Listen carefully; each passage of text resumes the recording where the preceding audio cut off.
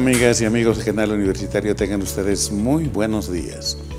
Soy el doctor Gustavo Mendoza Ríos, profesor emérito de la Facultad de Medicina y médico ginecobstetra, que tiene el placer de ingresar a vuestros hogares mediante su programa Cuidemos tu Salud. Programa que, como usted bien sabe, es patrocinado por nuestra facultad, la Facultad de Medicina de la UNSA. Hoy hemos de hablar de un tema sumamente importante. Hemos de hablar de la enfermedad de Chagas congénita, es decir, de aquellos niñitos que nacen con la enfermedad de Chagas, porque están infectados con un parásito que se llama Trypanosoma cruzi. ¿Y de dónde consiguieron el contagio? Pues de sus mamás, que estaban contagiadas de esta enfermedad que habitualmente es transmitida por un triatoma que, bueno, le pondremos el nombre común, es la vinchuca. Lo trascendental del hecho es que más del 50% de la población boliviana, una persona, ha estado en contacto con la vinchuca. Y afortunadamente, a pesar de haber sido picada, para decirle de alguna manera, solo el 20% se infecta. Y el 20 a 30% de estos infectados van a desarrollar la enfermedad. De cualquier manera, amigos, estamos hablando de 600.000 a 700.000 personas que en Bolivia están infectadas con este parásito, con el Trypanosoma cruzi. Bolivia declaró hace muchos años y reactivó la declaración hace como 5 o 6 años de esta enfermedad y la tipificó como una enfermedad preocupante para la población boliviana, de prioridad nacional. Lo cierto es que no se hizo absolutamente nada para controlarla, para controlar su transmisión y menos para tratar a la gente. Esa, infortunadamente, es nuestra realidad. Por eso cobra importancia, porque es posible que el conocimiento que pudiéramos adquirir de ella nos pueda ayudar a prevenir la infección. Antes de entrar directamente a conversar con nuestra invitada de hoy, que es precisamente una especialista en el tema, la doctora Celeste Rodríguez Quevedo, que es investigadora de la Facultad de Medicina y está especializada en inmunología parasitaria. Ella realizó con su equipo una investigación sobre Chagas congénito en la ciudad de Yacuiba y nos va a hablar de sus resultados. Por eso creo que es muy importante que podamos seguir el curso de la conversación, que no dudo va a ser muy ilustrativa para todos. Pero antes de entrar de lleno a conversar del tema, solo unos segundos de reflexión. En nuestro país, amigos, lo que definitivamente nos está distanciando de la gente, lo que está haciendo que se genere una discordia y un malestar hasta el extremo de amenazas de bloqueos y demás, son solo mentiras, son las mentiras. La incapacidad de la gente de reconocer sus fallas, sus errores, sus limitaciones, a lo mejor, en algún caso, su incapacidad, la imposibilidad de lograr sus propósitos, en fin. ¿Y cómo reacciona? Mintiéndole a la gente. Se le miente. Se le dice que no fue de una forma sino de otra. Y eso hace daño terriblemente a la sensibilidad de las gentes. Y no solo genera desinformación y confusión, sino genera peleas en las que se incorporan personas que ni tienen la menor idea por qué están sucediendo. Y en el fondo son mentiras. Amigos, aprendamos a decir la verdad, reconozcámosla. cueste lo que cueste. Esto nos va a ayudar a ser mejores. Nuestra personalidad va a mejorar. Y lo más importante, hemos de enseñarles a nuestros hijos. Dicho esto, amigos, permítanme ir al sector. La Facultad de Medicina informa.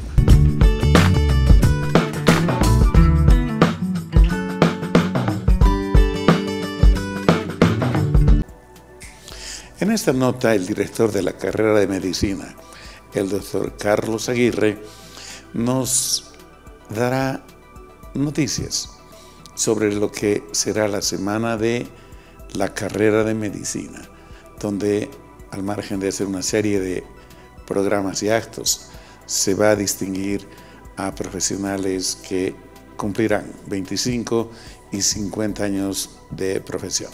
Veamos la nota, por favor.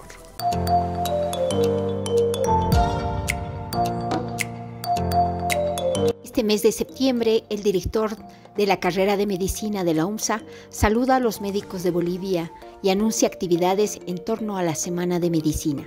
A pocos días de celebrar el Día de la Juventud, del Estudiante y del Médico, el director de la carrera de Medicina, doctor Carlos Aguirre Castro, felicita a todos los profesionales de Mandil Blanco de Bolivia y también saluda a los futuros médicos de la Facultad de Medicina, que del 11 al 23 de la presente gestión serán parte de la Semana de Medicina con actividades deportivas, culturales y reconocimientos. Llegar a este mes de septiembre siempre para todos es una alegría porque celebramos con mucho entusiasmo el mes de la juventud, el mes de la primavera, pero particularmente el 21 de septiembre consagrado al Día del Médico Boliviano.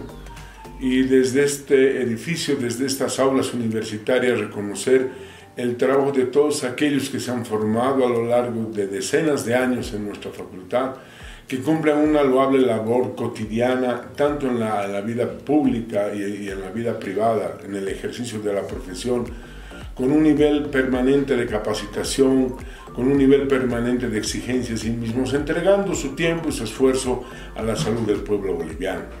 Aprovechamos también la oportunidad para festejar y celebrar el 21 de septiembre, el Día del Estudiante, que particularmente en nuestra facultad también va a merecer una celebración para que nuestros alumnos no solamente puedan estar seguros de que su formación siempre será integral y la mejor posible, sino para en ellos conseguir el compromiso de que el futuro de su actividad profesional esté también en los marcos de lo que las generaciones anteriores nos enseñan y enseñamos para el ejercicio de esta noble profesión.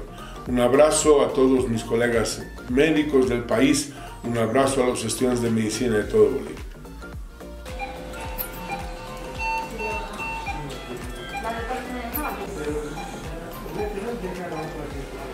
La Semana de Medicina se cumplirá del 16 al 23 de septiembre. Habrán actividades deportivas, campeonatos de fulbito, de varones, de damas y de voleibol. Hemos pedido también incorporación de los docentes de nuestra facultad a ese campeonato. Habrán actividades culturales, la Noche de Talentos, que se va a realizar en el teatro de nuestra facultad. Y el día 22 de diciembre, que se va a realizar el acto de reconocimiento a todos los médicos que han cumplido 25 años de graduación y a los médicos que han cumplido 50 años de graduación. Este acto se llevará adelante en el Paraninfo de nuestra universidad y entregaremos unas plaquetas, unos diplomas a cada uno de ellos. Y el sábado 23, la promoción que ha cumplido 25 años hará un acto muy particular en el atrio de nuestro edificio. Distinguidos amigos, la Unidad de Cambio Climático del Instituto Boliviano de Biología de la Altura nos reporta una serie de informes de investigaciones que realizó precisamente sobre el cambio climático que sufrimos prácticamente en todo el orbe. Nos da importantes recomendaciones que debemos tomar en cuenta. Veamos la nota, por favor. El programa de radiación ultravioleta del IBA socializa últimas investigaciones y brinda importantes recomendaciones. estamos priorizando este tema de trabajo en radiación ultravioleta porque dado ya el calentamiento global, dadas las altas temperaturas, las personas de nuestra ciudad han cambiado también la forma de vestirse, ¿no? Antes las personas estaban cubiertas, pero ahora pues hace mucho calor y bueno, la moda también está llevando a que haya mayor cantidad de piel expuesta a los efectos de la radiación ultravioleta. La jefa de la Unidad de Cambio Climático, Ambiente y Salud, UCLIMAS, dependiente del Instituto Boliviano de Biología de Altura, IBA, de la Facultad de Medicina, de la UNSA, doctora e investigadora Marilina Aparicio, anuncia importantes resultados de sus investigaciones en el área del programa de radiación ultravioleta y su impacto en la población de altura. Entonces, este proyecto está dedicado a analizar esa situación. Para eso hemos trabajado en coordinación con el CELADIS, ¿no? Para obtener resultados más importantes. Lo que hemos visto, porque estamos recién obteniendo los resultados, haciendo el procesamiento de los datos, hasta el momento que hay una buena cantidad de la población que tiene niveles altos de vitamina D, que sería importante porque sabemos que la radiación ultravioleta permite la formación de vitamina D, que es muy útil para eso. Entonces hay población con niveles altos, hay otra población que tiene niveles medios, pero sin embargo hay una cantidad importante también de población que no tiene niveles altos de vitamina D y está expuesta a estos niveles de radiación. Recomienda no exponerse durante mucho tiempo a los rayos ultravioleta durante esta época del año y asimismo sugiere tener dosis necesarias de vitamina D para evitar efectos dañinos en la salud. Para prevenir el cáncer de piel, ¿no? Conocer más de eso para ver cómo podemos evitar que se den, porque si vemos el mapa de personas con discapacidad visual en Bolivia, tenemos una cantidad enorme, por ejemplo, en las áreas altas del país. Y eso tenemos que prevenirlo, pero hay que prevenirlo en base a evidencia científica sólida. Pero a la par que generamos evidencia científica, vamos desarrollando medidas de interacción social, de comunicación y de educación a la población al momento de ir realizando nuestros proyectos. Ya vuelve TVU, Televisión para ti.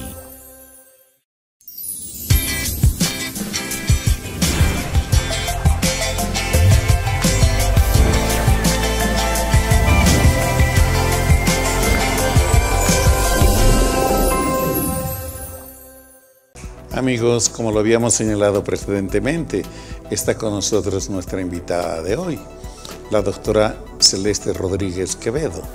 Lo dijimos ya, ella es una investigadora de la Facultad de Medicina. Su lugar de trabajo es el Departamento de Patología y definitivamente se ha dedicado a trabajar sobre la inmunología y parasitología. Entonces, estamos con una autoridad para hablar del tema que también anunciamos, que es el del Chagas congénito. Pero antes de seguir conversando, permítanme presentarles y saludar a nuestra invitada. Celeste, muchas gracias por aceptar nuestra invitación y bienvenida. Yo soy la agradecida, doctor. Muy amable. Gracias. Aprovechando el tiempo, Celeste, me permitiré contextualizar el tema. Amigos, ocurre que la enfermedad de Chagas fue considerada ley mediante en el país como una enfermedad de prioridad nacional. Hoy podemos aseverar que más del 50% de la población, es decir, 1 de cada 2, ha estado en contacto con el agente que al final transmite la enfermedad, que es la vinchuca. Porque gracias a la evolución tecnológica, al tipo de transporte, a la capacidad para movernos en el territorio, 1 de 2 de nosotros ha estado en contacto con la vinchuca. Pero no solo eso, la doctora seguramente nos va a ayudar a entender de ellos han sido 20% probablemente infectados. Gracias a Dios, de ese conjunto solo otro 20 a 30% desarrolla la enfermedad. Por eso se calcula que alrededor de 600 a 700 mil personas en Bolivia están infectadas.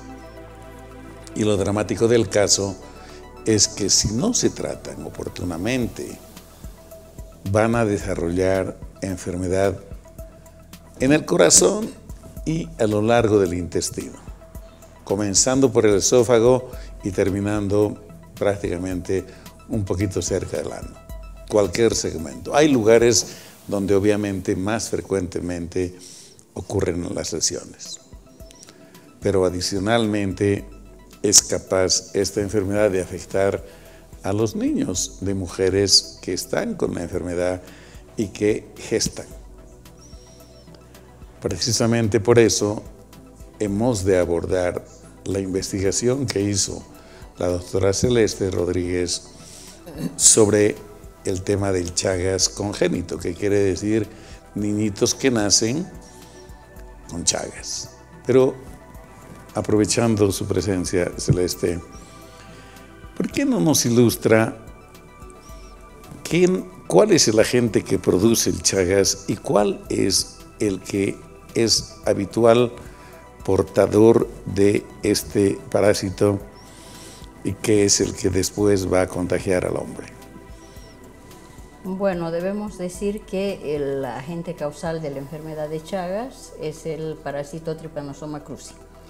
Este parásito es un flagelado que se encuentra en los mamíferos infectados, incluyendo al hombre, y también se encuentra en el vector, que es la vinchuca.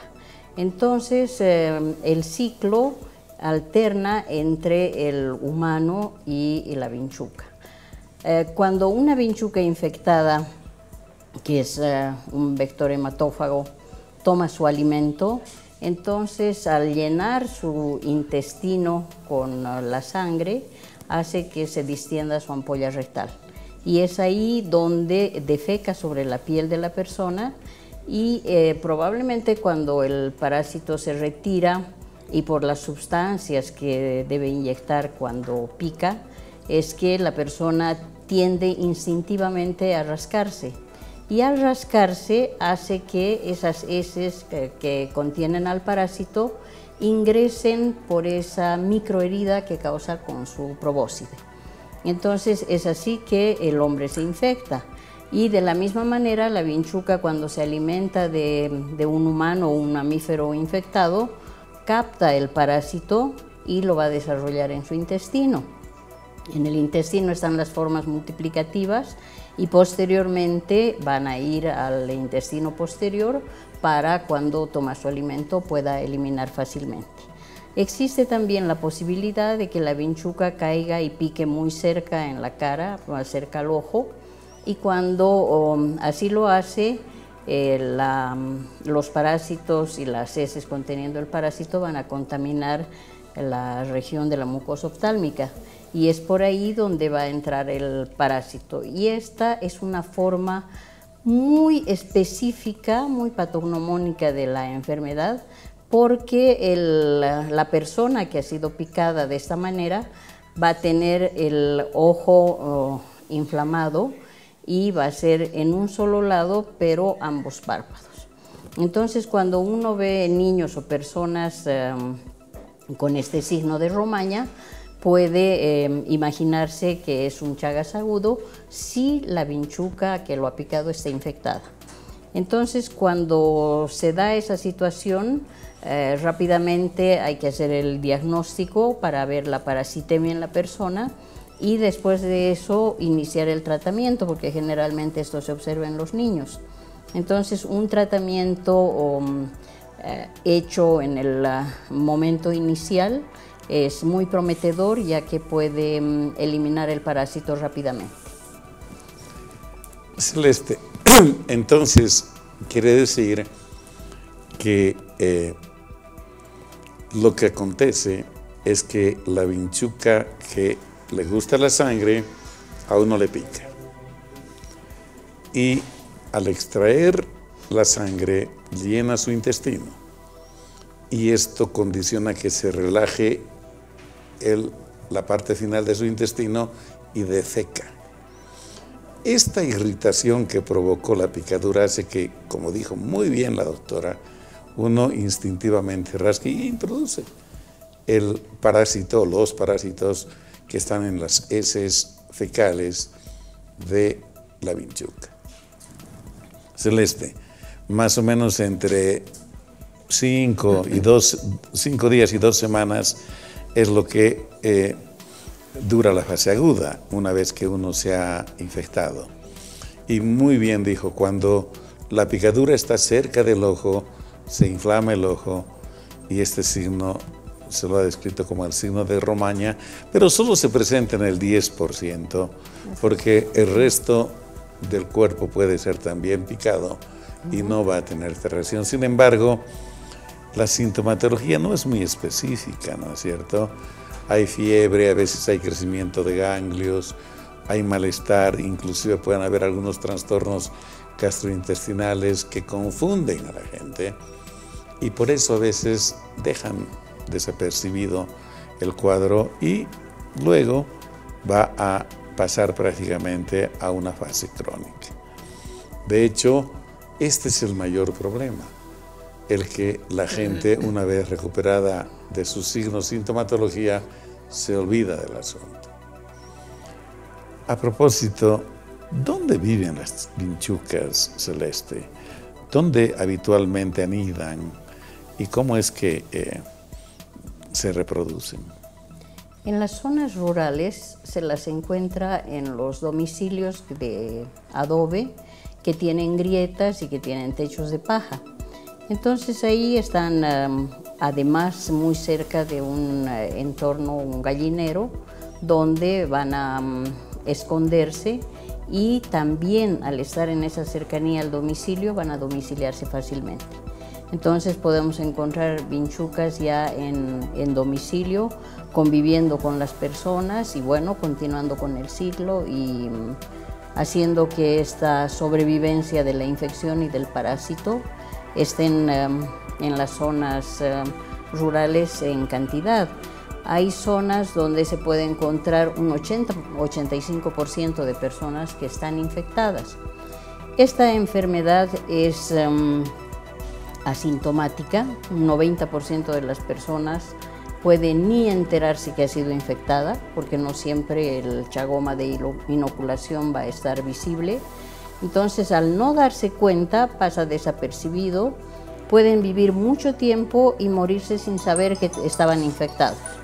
Mientras que después de una fase indeterminada larga, esta persona puede llegar a una patología y la patología va a estar presente en un 30% de los casos, va a desarrollar una cardiopatía chagásica, también, como usted lo decía bien, se infectan las vísceras huecas, el esófago, el colon, y en estos casos son detectados ya patológicamente crónicos después de muchos años y las personas empiezan a desarrollar el agrandamiento de estos órganos. Entonces correcto. Hay una cardiomegalia, un megaesófago, un megacolon.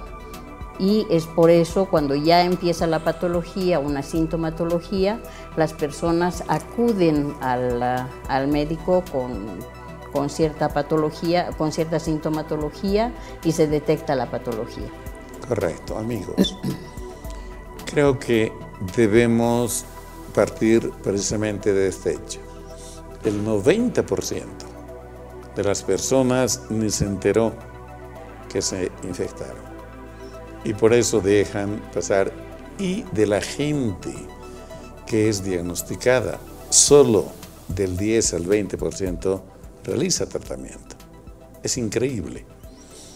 Entonces, una, Celeste, es la forma de contagio que acaba de señalarse, por el vector. La vinchuca a uno le pica. Pero hay otras formas de contagio. ¿Por qué no nos recuerda, por favor? Sí, el parásito después de que está en la forma aguda multiplicándose, puede en ese momento o cuando está en la forma latente reactivarse, ya sea por una enfermedad de base, por un tratamiento prolongado con corticoides o por un estrés fuerte. Entonces hace que esas células donde el parásito que las ha infectado en un momento y se ha multiplicado, después ha resultado reclutándose en algún órgano o en la musculatura. Entonces esos nidos parasitarios que están hasta un desequilibrio del sistema inmune tranquilos, se reactivan y vuelven a su forma ya no multiplicativa, sino más bien a su forma invasiva, a los tripomastigotes. Correcto. El tripomastigote es flagelado, por lo tanto va a empezar a mover la célula hasta romperla y poder escapar por un lugar.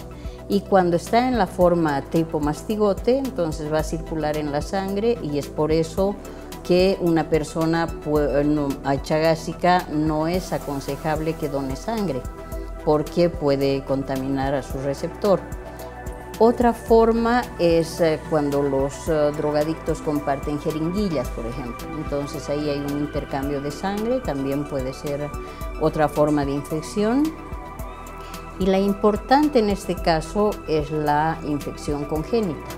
Al haber formas circulantes, estas pueden ingresar por la sangre del materno fetal, puede también estar en la placenta, puede haber una ruptura de un nido parasitario y tener parásitos circulantes que van a estar en el líquido amniótico también, y de esa manera la madre puede contagiar a su feto. Incluso hay reportes de que cuando se da la labor de parto hay una rasgadura, un sangrado, y ahí puede haber una contaminación. Entonces la forma congénita es una forma imprevisible y es una forma inevitable, ya que el recién nacido, o más bien la madre que va a transmitir la infección, va a transmitir o va a reactivar esos parásitos en cualquier momento del embarazo, en cualquier embarazo, y también dependiendo de su genética y la virulencia del parásito, vamos a tener la infección congénita. Ahora, afortunadamente, esta transmisión es baja porque se reporta entre 2, 10, 18% en diferentes lugares. El estudio que nosotros hemos hecho nos ha reportado de 2 a 6% y hemos trabajado en Yacuiba, que es zona endémica. De eso vamos a hablar enseguida. Adicionalmente, creo que vale la pena, porque ya no vamos a retornar, que otras formas de contaminación o de infección son las transfusiones de sangre, cada vez menos, porque hoy los bancos de sangre son muy rigurosos en el procesamiento de la sangre. También los tejidos, cuando hay trasplante, si no se ha tenido el cuidado suficiente de poder hacer el análisis que corresponde. Y por frutas, el majo es una fruta que hay que tomar en cuenta, nos va a detallar a lo mejor, si hay tiempo, la doctora sobre ello.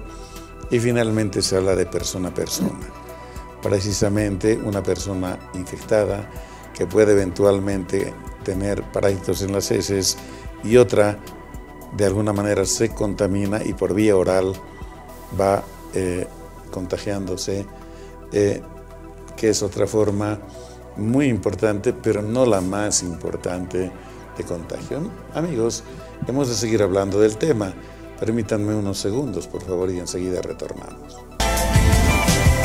Ya vuelve TVU, Televisión para ti.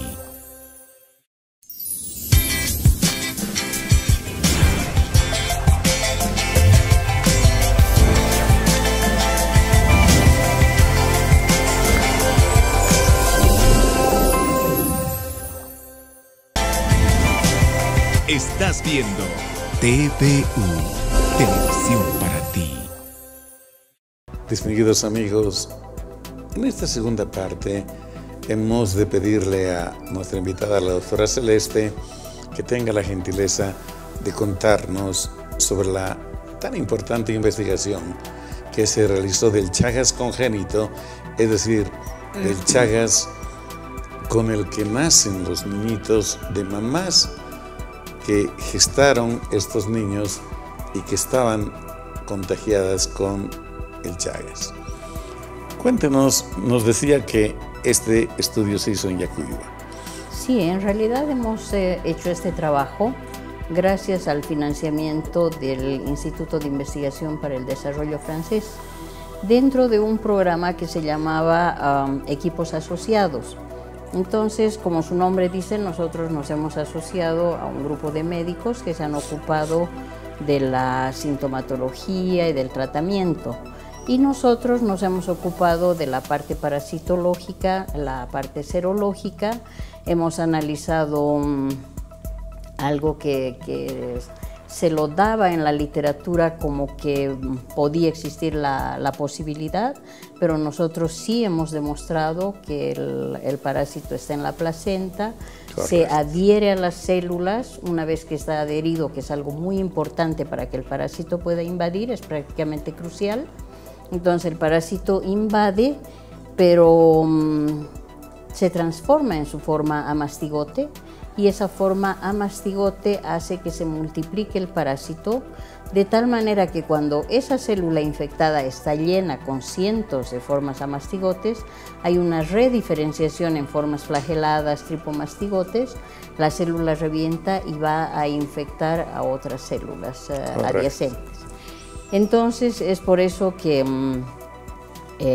cuando hemos hecho el trabajo, hemos pedido a todas las madres que nos acepten tomar la muestra, para lo cual han firmado un consentimiento informado, y les hemos pedido que antes del parto les íbamos a tomar una muestra del brazo, de su sangre circulante, y posterior a la expulsión del feto íbamos a tomar la muestra de cordón, y en el alumbramiento ya íbamos a tomar un pedazo de placenta. No ha sido muy fácil tener a todas las madres y tener las 3 muestras. Entonces nosotros en ese momento, cuando ya teníamos todas las muestras, hemos hecho la parasitemia en las madres y en la sangre de cordón, utilizando el micrométodo que nos permite centrifugar la sangre, tener el plasma arriba, glóbulos rojos abajo, y en la interfaz hay un anillo. En ese anillo están los glóbulos blancos, están las plaquetas y también los parásitos. Entonces, mirando al microscopio, podíamos observar el movimiento de los parásitos que nos daban la pauta de que había parásito circulante. Lo mismo en el recién nacido. Entonces, a ese grupo hemos llamado madres positivas con parasitología detectable tanto en ellas como en sus niños. Y han habido otras que por el parásito mismo han tenido parasitología detectable, pero asombrosamente no han transmitido al parásito. Entonces ahí teníamos una controversia con muchos artículos que decían la carga parasitaria es definitoria para que exista la infección congénita. Nosotros demostramos en el trabajo que podían haber madres que transmitían y que no transmitían a pesar de que tenían una alta carga parasitaria. Entonces también hemos, aparte de la carga parasitaria, hemos determinado las citoquinas para ver la respuesta inmune. Y en esas citoquinas hemos analizado las citoquinas proinflamatorias, como es el interferón gamma y el factor de necrosis tumoral alfa. Correcto. Y que hemos visto que en esas madres no transmisoras había un elevado nivel de citoquinas proinflamatorias. Había en sangre de cordón, había factor de necrosis tumoral y había interferón gamma. Entonces el factor de necrosis tumoral estaba respondiendo al estímulo parasitario y estaba haciendo una potencialización del interferón Y es por eso que no había transmisión. De alguna manera, estaban las citocinas proinflamatorias, de alguna manera estaban controlando la infección. Contenían, ¿verdad? Y protegiendo la invasión del parásito. Y también cuando hemos hecho la parasitemia que no era detectable, en el mismo grupo de sangre periférica, cordón umbilical y sangre de placenta, hemos visto que en las madres que no tenían la cantidad de parásitos detectables, tenían una disminución de estas citoquinas, pero tenían en contraste un aumento de la interleuquina 10, que es una proteína antiinflamatoria, una citocina proinflamatoria. No hay duda de ello. Amigos, la doctora Celeste Rodríguez, reitero, lo que nos está indicando es que este estudio tan serio tomó muestras de la mamá, de la placenta y del feto, del cordón umbilical del feto. Y allí es donde buscaron los parásitos. Y el detalle restante lo explicó perfectamente. En ciertas circunstancias el parásito infectaba al feto y en otras más bien se daban circunstancias de contención de la invasión del parásito al feto y este no era contagiado. Y yo recuerdo, Celeste, de un estudio que se hizo en el Hospital Percibola en Santa Cruz, donde alrededor de 860 mujeres fueron analizadas, de las que 60 estaban con Chagas, y de ellas más de 40 tenían sus niños Chagas. Es decir, el 80% de las mujeres que tenían comprobadamente Chagas, parásitos que estaban circulando, contagiaron a sus hijitos. ¿Esto está en relación en general con lo que acontece o parece un porcentaje muy grande? En realidad es un porcentaje muy elevado. Entonces habría que saber si ese grupo de madres tenían una fase aguda de infección. Seguramente. Si estaban en fase crónica, porque nosotros el trabajo que hicimos fue en fase crónica. Correcto. En reactivación, y hemos analizado 1.200 madres positivas y unas 300 negativas. Las negativas sin serología para Chagas, ni para toxoplasmosis y tampoco para el bacilo de Koch y la tuberculosis. Correcto. Entonces era nuestro parámetro para exclusión de estas.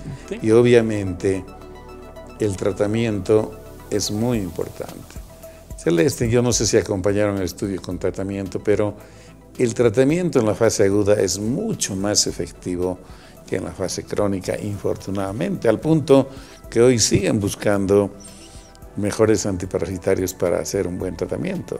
Es relativamente exitoso el tratamiento, a más de largo. Se dice que 50-60% apenas es efectivo.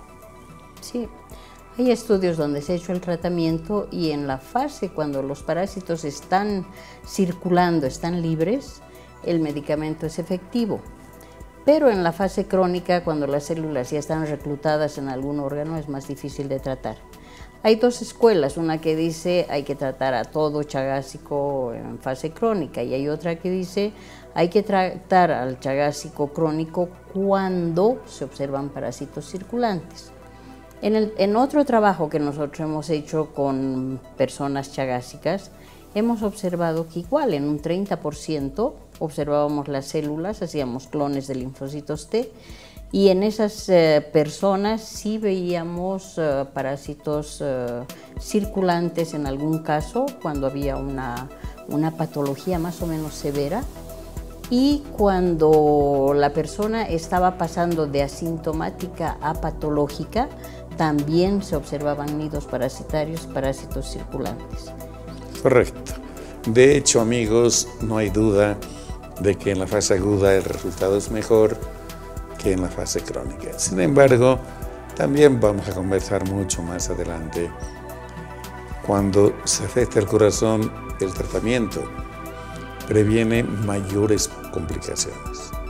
Entonces, de cualquier manera, el tratamiento, que no es muy simple, termina siendo beneficioso por lo menos para la mitad o cerca de la mitad de los enfermos. Amigos, hemos de seguir conversando del tema. Permítanme ir a un pequeño corte, por favor.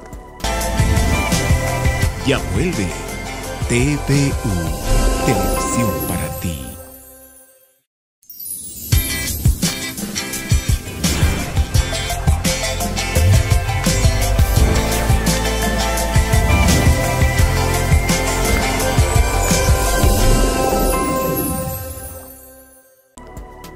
Vale la pena recordar, amigos, que la enfermedad de Chagas en Bolivia y su frecuencia entre la población, la incidencia, diríamos, la tasa, prefieren decir otros, es la más alta de Sudamérica. Es decir, es otro parámetro indirecto para saber cómo nos va en el tema salud. Sin ambajes, hay que decirlo.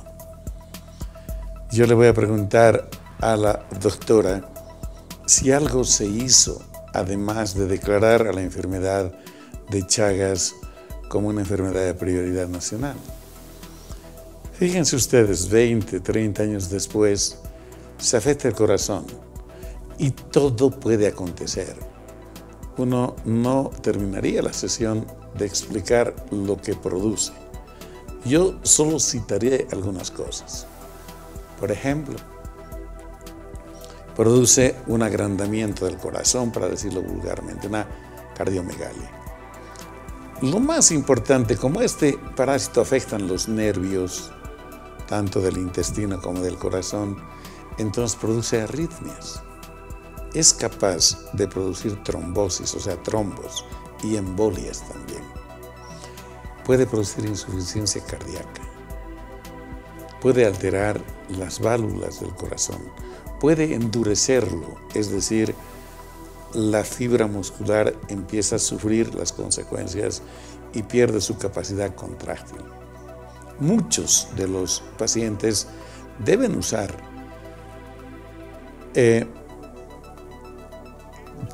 por ejemplo, marcapasos o desfibriladores automáticos, porque frecuentemente están generando estos problemas.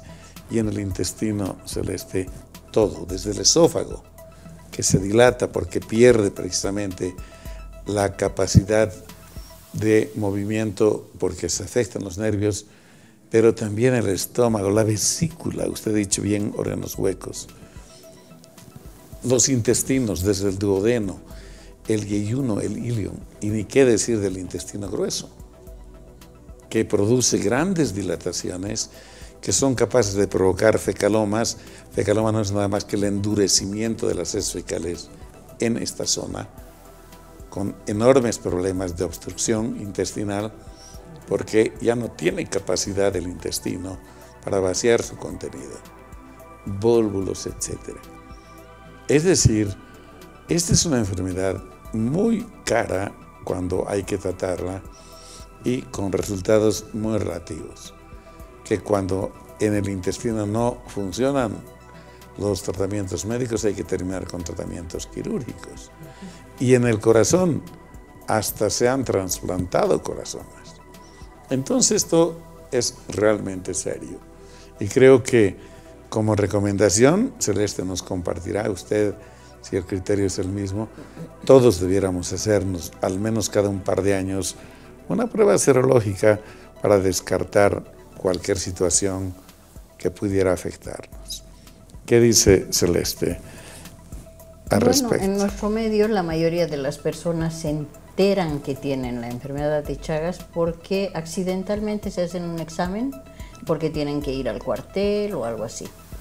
Entonces es así como se hace el diagnóstico, y como son asintomáticas no hay ningún problema. Los cardiólogos hacen un electro y también encuentran signos. En un electro, en una radiografía, por otro asunto, también se puede ver la cardiomegalia, ¿verdad? Una cardiomegalia. Pero la infección en realidad está tomando mayor importancia por las migraciones. Entonces tenemos jovencitas que en edad fértil van a estudiar a otro país y en esos lugares, estando infectadas sin saberlo, porque son asintomáticas, se embarazan, dan a luz y de pronto tienen un niño con infección congénita. Hay países donde no se conoce la enfermedad y obviamente reportan en muchas ocasiones. Yo he hecho el contacto de algunas pacientes con cardiólogos para que a través de su cardiólogo tratante puedan definir lo que era la infección y cómo los iban a tratar. Entonces, Brasil, que está muy enterado sobre la infección, es mejor que muchas personas vayan a Brasil, pero en muchas ocasiones piensan que se van a Estados Unidos para hacer un tratamiento sobre la enfermedad de Chagas, que no es lo ideal, ¿no es cierto? Y ahora se hacen más estudios, tanto en Estados Unidos como en Europa, porque hay muchos casos que han sido de migrantes y que presentan la infección. Han ido a donar sangre, han infectado a un número de sus pobladores, entonces eso ya ha llamado la atención y ha hecho que existan programas donde hay mayor financiamiento para hacer este tipo de investigación. Correcto. Entonces se dice que en Europa hay como 300.000 personas infectadas en edad fértil y en Estados Unidos más de 1 millón, casi alcanza el 2. Exacto. La mayor parte, 90 y pico %, son migrantes, porque estas ciudades de países desarrollados no tienen pues vinchucas y no tienen el agente transmisor, por lo tanto. Para irnos, Celeste, yo creo que los consejos fueron muy importantes. A propósito del ELISA. El ELISA cree la gente que solo se utiliza para determinar si una persona está con VIH, es decir, si es portador, si vive con el virus de la inmunodeficiencia humana o no, pero no es verdad. Hay ELISA para una serie de enfermedades. ¿Alguna anécdota tiene que contarnos, Celeste? Sí, justamente la paciente que llegó para hacerse un ELISA y el esposo estaba furioso porque sabía que esa técnica se la usaba en el VIH. Entonces llegaron al divorcio porque no quiso saber más nada, pero después esa paciente le demostramos que era una técnica específica para T. cruzi cuando el ELISA está hecho con antígeno para T. cruzi. Claro. Si es para leishmania, si es para toxoplasma o si es para cualquier microorganismo, el soporte tiene que tener la proteína del microorganismo en cuestión. Entonces, ¿por qué se hacen 2 pruebas para controlar la serología? Porque inmunofluorescencia utiliza el parásito entero. Entonces, inmunofluorescencia nos permite detectar los antígenos superficiales, mientras que en ELISA y en HAI también, Immunoblot también, correcto, hacen un cóctel de los parásitos, se extraen las proteínas y esas proteínas se las reviste en la placa de ELISA. Y después, como en cualquier otro diagnóstico, se utiliza el suero del paciente donde están los anticuerpos. Entonces, si es positivo, el antígeno adhiere al anticuerpo, pero no se puede ver ese inmunocomplejo. Entonces hay que revelarlo con un segundo anticuerpo que está marcado al ELISA, con una enzima más bien.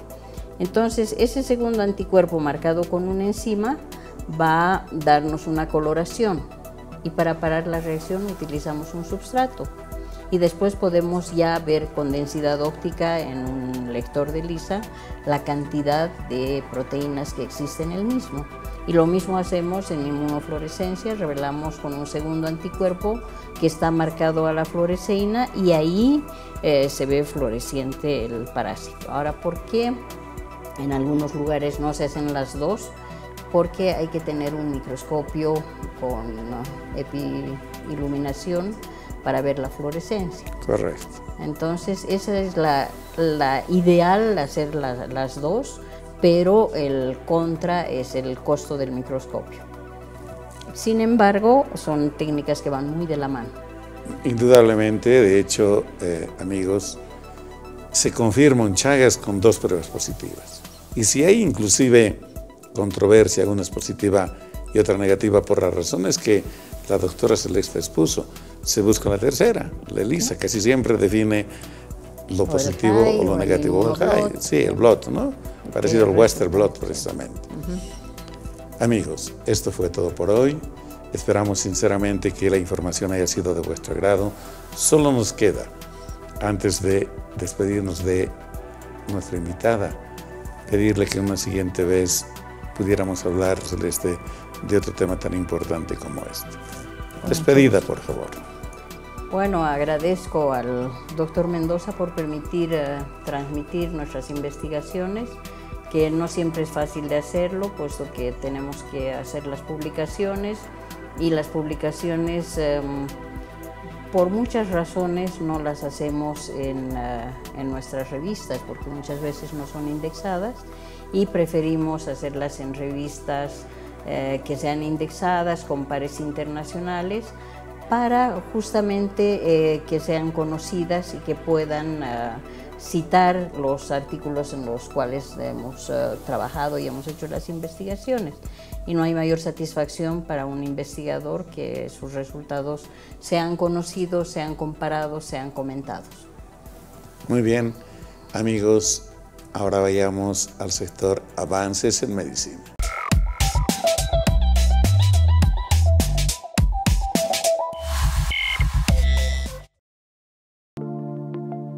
Investigadores del Grupo de Endocrinología y Nutrición, Diabetes y Obesidad de IBIMA, en colaboración con el CIBER, la Universidad de Málaga y la Universidad de Sevilla, han desarrollado este innovador nanosistema compuesto por un microRNA unido a una nanopartícula.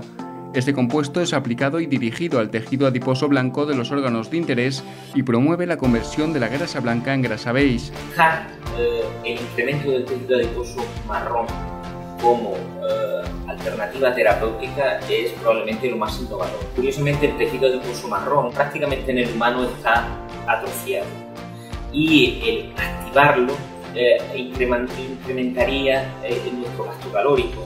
Este proceso, conocido como browning, permite que las células dejen de almacenar energía, grasa blanca, para tener un papel termogénico, es decir, grasa beige, que efectivamente promueve el consumo de grasa.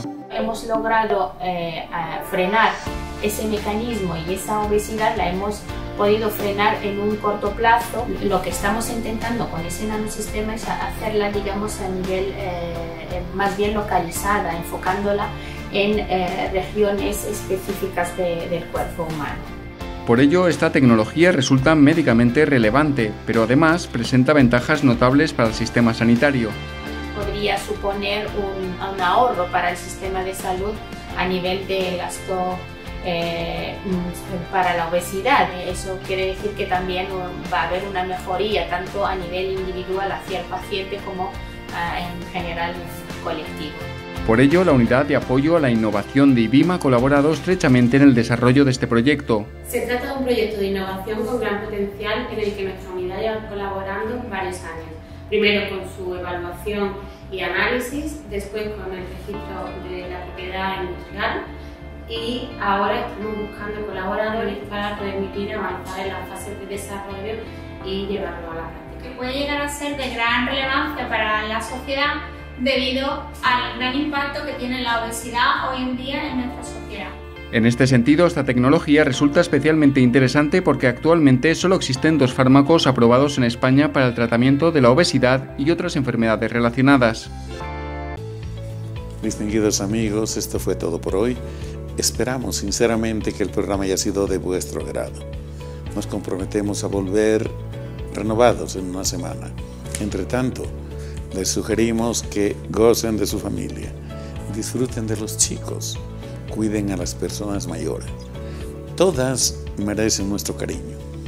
El que da recibe, y la única forma de sentirse querido es mostrando que uno puede querer a la gente. ¿Qué nos queda? Pues simple y llanamente enseñar con el ejemplo. Que tengan un lindísimo fin de semana y que Dios los bendiga. Muy buenos días.